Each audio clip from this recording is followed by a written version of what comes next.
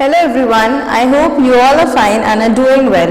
We have completed the 8th chapter, that is perimeter, area and volume. This is the mind map of the chapter. We started the chapter by learning about the term perimeter. We learned that we can obtain perimeter of any polygon by adding the length of all the sides of a given polygon. So the formula of the perimeter is sum of the length of all sides. We learned about perimeter of 3 polygons in detail, that were rectangle, square and triangle. Let's talk about perimeter of a rectangle. Now here also you can apply the general formula, that is sum of the length of all sides. So we know that in a rectangle 2 sides are equal to each other.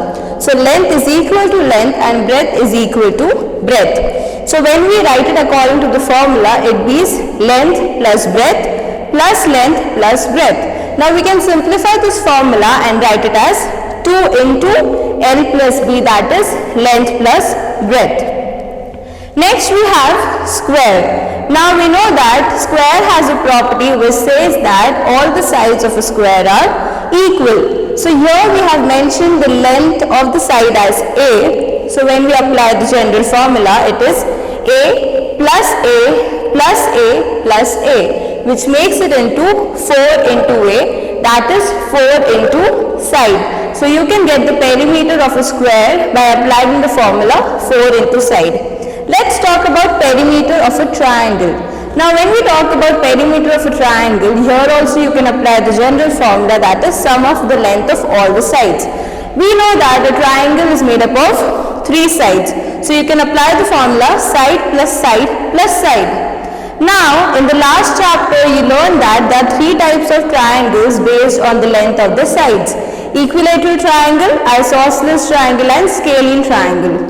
Now let's apply the perimeter of a triangle for equilateral triangle. We know that an equilateral triangle has all the sides of equal length. So when we apply the formula, it becomes y plus y plus y. Here we have considered the side as y. So when you simplify, it becomes 3 into side. Next we have for isosceles triangle. We know that in an isosceles triangle, 2 sides are of equal length and then we have the third side. So here we have taken 2 sides of equal length as A and the third side is B. So when you simplify it, it will become 2 into A plus B. Now when we talk about the scalene triangle, a scalene triangle has all the sides of different length. So there you will use your general formula, that is side 1 plus side 2 plus side 3. Now after perimeter, we move to the next topic of area of polygons. We learned that area is the total space enclosed by a given figure or a given polygon. We learned about area of 3 polygons in detail: rectangle, square and right angled triangle. Let's talk about area of a rectangle. Now area of a rectangle is found by multiplying the sides, that is length into breadth, L into B. Area of a square is found by multiplying the sides A into A, which is also called as A raised to the power 2. Now whenever you write your answer for area, we always answer in square units, like 18 centimeters square, 12 kilometers square. Next we have area of right angled triangle. Right angled triangle means one angle is equal to 90 degree. Area of a right angle triangle can be found as half into area of a square or half into area of a rectangle. Now here we are using the area of a square and area of a rectangle. Why do we do that? The formula says half into area of a square. So if this is your square, you have found your area. Now we can obtain 2 triangles by dividing the square into half. So from this we have obtained the formula for area of a right angled triangle, which is half into area of a square. Now after talking about area, we move to the next topic, that is volume.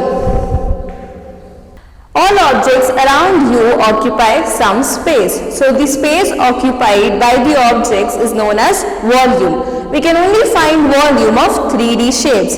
Now when we are finding volume of an object, we require 3 dimensions, that is length, breadth and height.